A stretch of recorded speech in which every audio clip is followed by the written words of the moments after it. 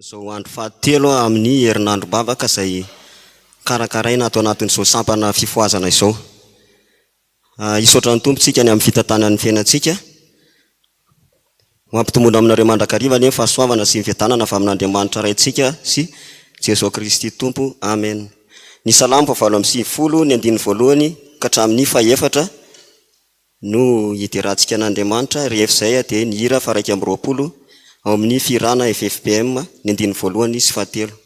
Salamo fahavalo amby sivifolo andiny voalohany sy fahaefatra, hira faha 120 andiny voalohany sy fahatelo. Andeha hiara hitsangana ary sika hiaraka hamaky salamo tsika amin'ny anaran'i Jesosy Tompo manao hoe: mira firam-baovao an'i Jehova, fiefananao fahagagana izy, ny tanana ankavanana sy ny sandriny masina no avy tamin'ny famonjena. Jehova efa nampafantatra ny famonjeny, teo masiny jentilisa nanehoany ny fahamarinany. Efa nahatsiaro ny famindram-pony sy ny fahamarinany tamin'ny taranak'Israely izy. Efa nahita ny famonjen'Andriamanitsika ny vazantany rehetra.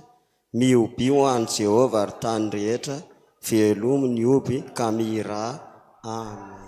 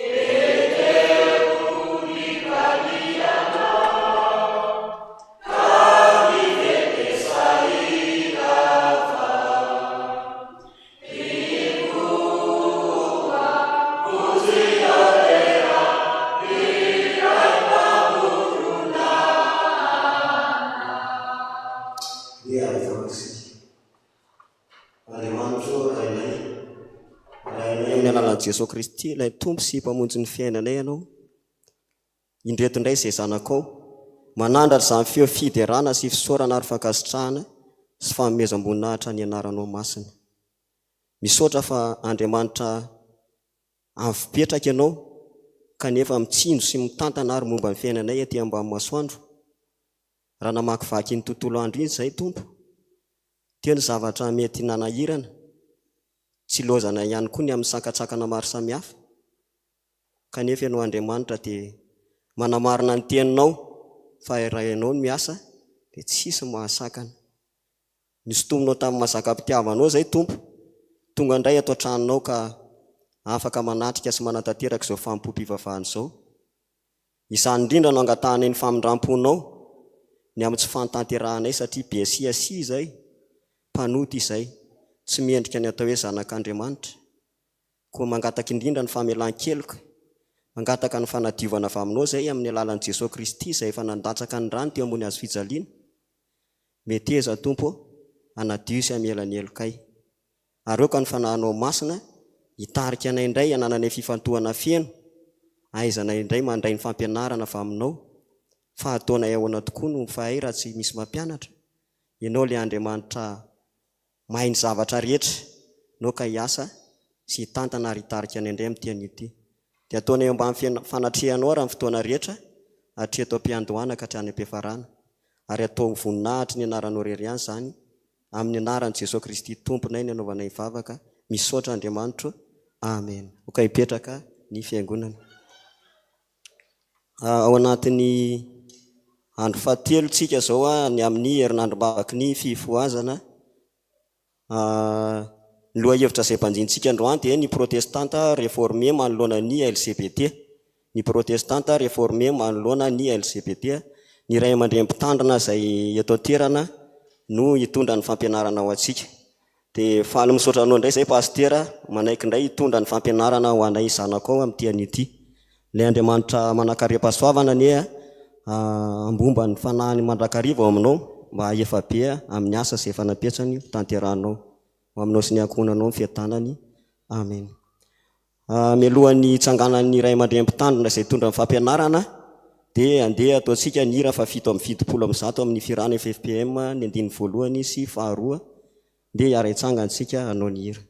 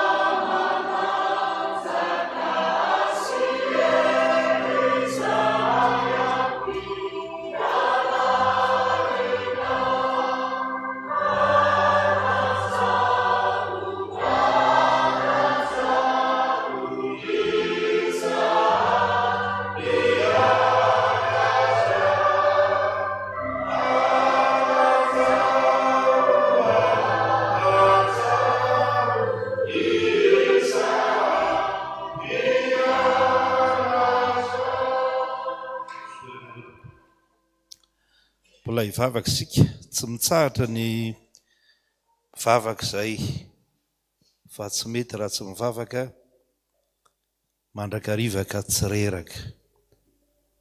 Fantatrao fa kely ny herinay raha tsy ampinao izay ampahirezonao. Androany izay resaka zavatra anankiray manambana ny finoanay, mety ampivily koa ny finoanay, ampio izay hanazava sy ahazo fahazavana avy amin'izany, fampianarana izany avy amin'ny teninao mba hijoronay ho tena zanak'Andriamanitra, andresena ny ratsy rehetra. Mitenena Jehovah fa miaino izay mpanomponao. Amen.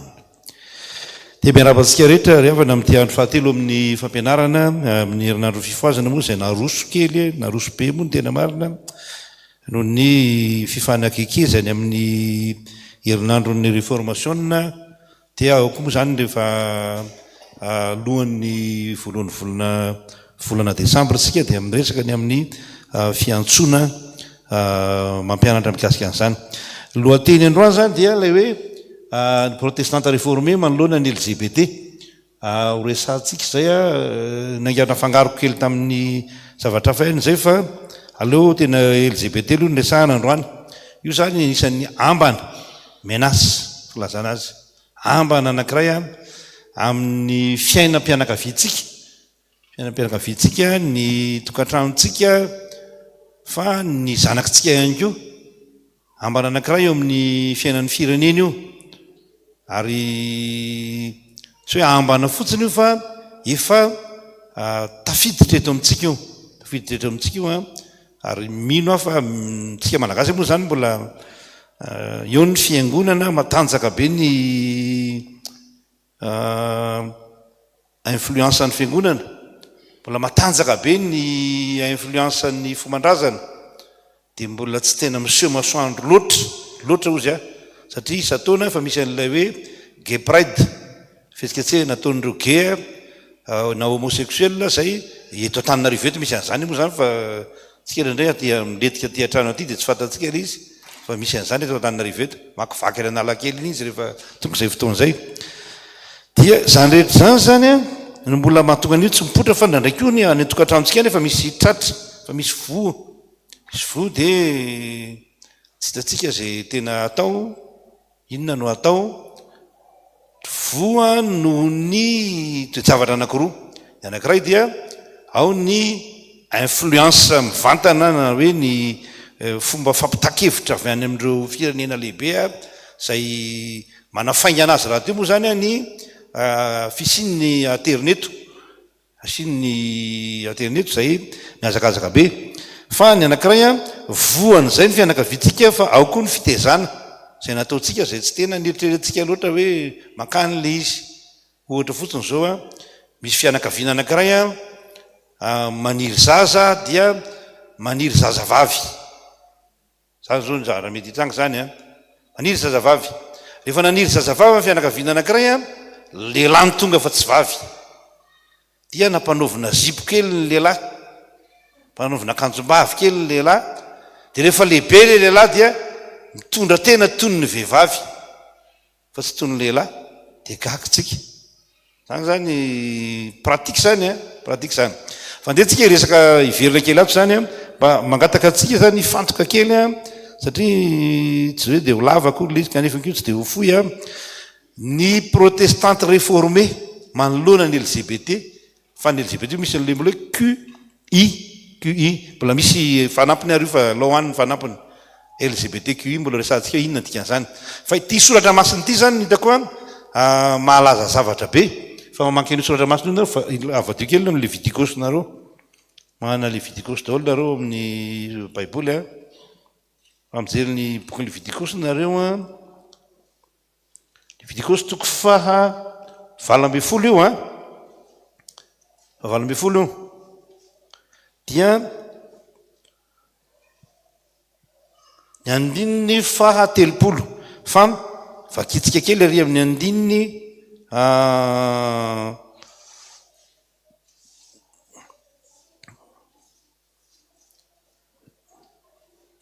afatika kely ary amin'ny andininy ambombony kely a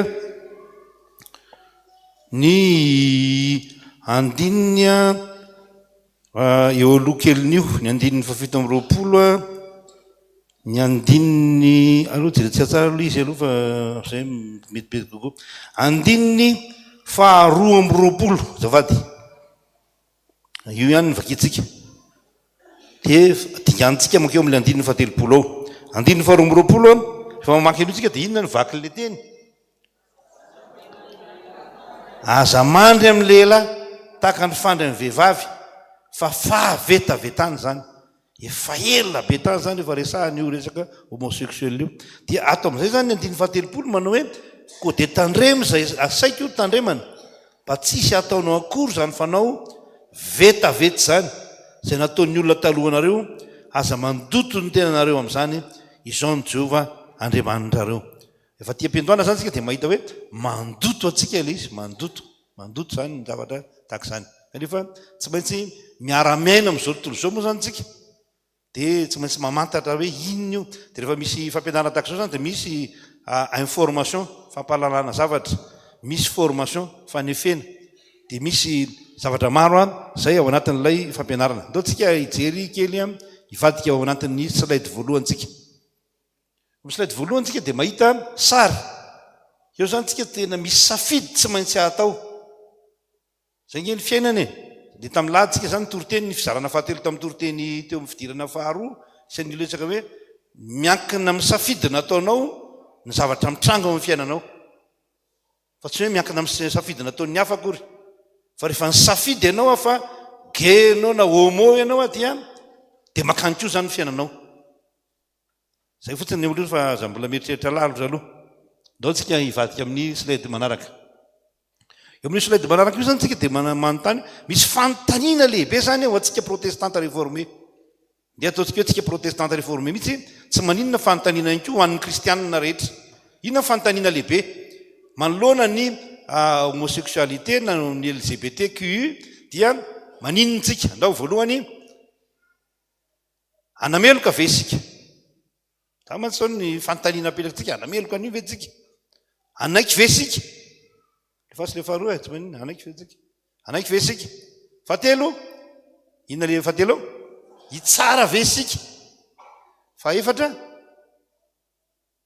anda ve sika? Anda le LGBTQI ve tsika? Ary fahadimy, itazapotsiny ve tsika? Reo zany ny fieritreritra, mieritreritra tsara tsika eo. Inona zany no ataotsika? Nameloka, anaiky ve sika? Itsara ve sika? Andan'io ve sika? Sa itazapotsiny ve sika? Ary efa mitrangy eto amin'ny fianina fa ataotsika hoana tsony misakana an'io fa dia aloha andehany. Zay zany ny fieritreritra. Dia makaitsika zany zao, ndao tsika iroso amin'ny zavatra manaraka. Inona moa le hoe protestante réformé? Zay zany tsara ho fantatsika tsara, mamerina kely an'izany foana tsika. Ny protestante réformé, inona zany? Dia ndao tsika hijery ny andalana voalohany eo ny ao fa kitikely le voalohany fa miseho fa tsy manjavona takan'io. Tao alefa. Fietsehana tamin'ny taonjato atenatenany io antsona hoe réformation, fietsehana antsona hoe réformation no niteraka ny protestante réformé. Tsy verenantsika ntsony Calvin, Zwingli, Luther, isoletra tsy verenantsika zany tantara zany. Efa nitantaraina teto zany. Fandavana nireo inona moa natonga an'io zany? Fandavana nireo fampianarana sy fitondrana mifanohitra amin'ny soratra masina. Tao ny fahefan'ny mpitondra fivavahana sasany zay sy mpitondra fivavahana mihitsy moa fa tsy sasany zay tena nanjakazaka, nangorona fananana, sahala mitady iverina zany amin'izao fotoana zao. Misy mpitondra fivavahana, misy milaza hoe mpitondra fivavahana dia mangorona ny arenan'ny olona. Ny indulgence fivarotana famelan-keloka. Anao nio basilique de Saint-Pierre io ny katolika tamin'izany ny fiangonana dia namidy ny famelan-keloka. Namidy ny famelan-keloka noentina nanao an'izany trano zany. Dia ozy ny protestante hoe tsy lasa zany. Tsy lasa zany. Ozy ny olona nandinga hoe tsy lasa zany. Ahoana no amidy ny famelan-keloka nefa jerata amin'ny soratra masina ianao fahasoavana no amelana heloka ny olona. Dia teo zany nompotra ny antsona hoe réformation. Fahatelo, ny fanomezan-danja ny fahafahana sy ny fahalalahany isam-batan'olona. Tany alohany io dia tsy azo ny vakina amin'ny baiboly fa teny latina ihany no makina amin'ny baiboly. Dia namporisihana ny olona hamaky ny baiboly ka nadika tamin'ny fiteny nahazany olona andavanandro ny baiboly. Tamin'ny fiteny ny Luther moa zany nandika azy tamin'ny teny allemand, nadika tamin'ny teny frantsay etsetera ny baiboly. Dia ao ihany koa ny famporisihana ny olona hoe dinio ny soratra masina. Dinio ny soratra masina. I Luther moa nametraka n'ilay tezy misy 5:10, toa-kevitra 5:10 teo ambaravarany fiangonana anankiray tany Allemagne tsony hoe fiangonana Wittenberg. Napetraka teo ny tezy milaza hoe zao daholo ny diso ataon'ny fiangonana. Tsy marina an'izao, tsy marina an'izao, tsy marina an'izao. Fa zao no lazain'ny soratra masina. Zay zany le lazay 5:10. Nanafaingana ny réformation ny signe imprimerie. Tamin'ny taonjato no mipotra ny imprimerie. Dia aingaingana kokoa zany ny hevitra, nanaparitaka hevitra hitanao nametraka afisy tsy soratanana akory fa efa soratra masinina ny olona tamin'izany fotoana zany dia niazakazaka ilay réforme tamin'izay dia mipotra ny protestante réformé. Maheno fianareo amin'izany? Sahala hafahafa izy. Dia aloha meo an'ilay anankiray raha ohatra ka tsy ihany ty ankiray ty fa tsy niady ty ka.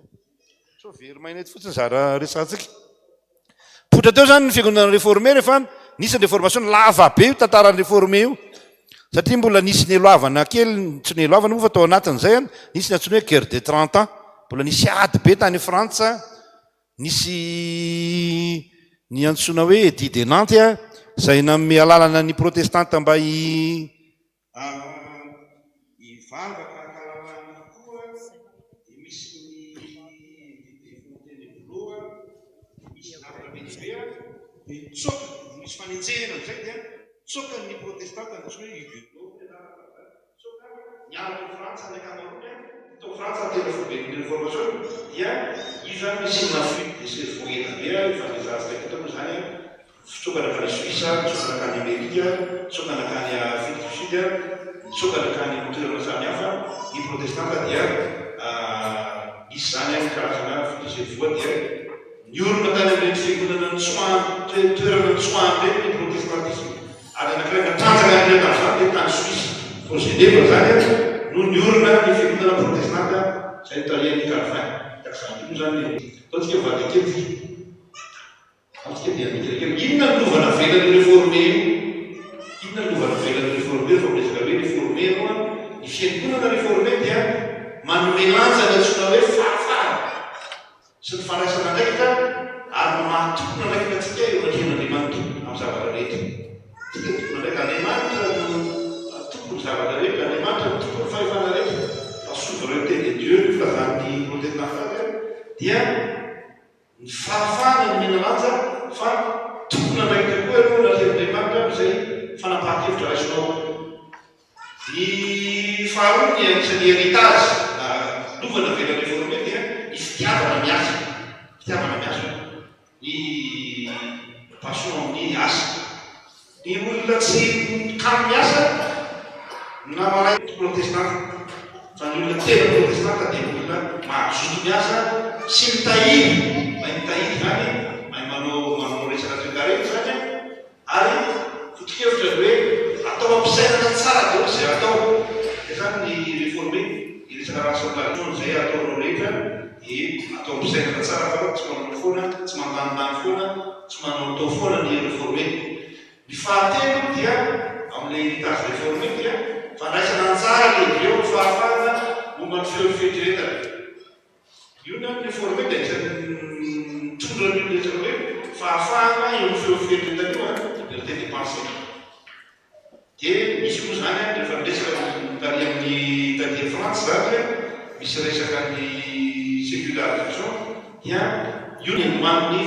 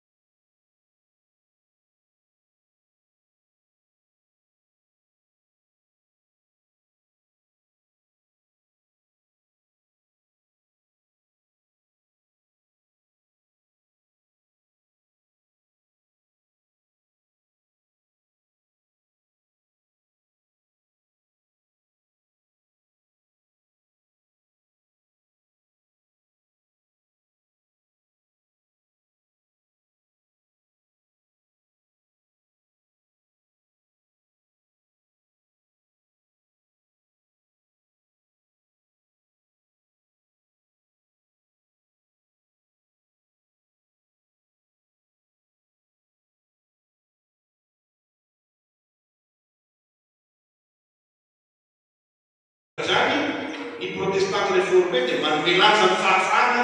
Zany ny protestante réformé dia manome lanja ny fahafahana.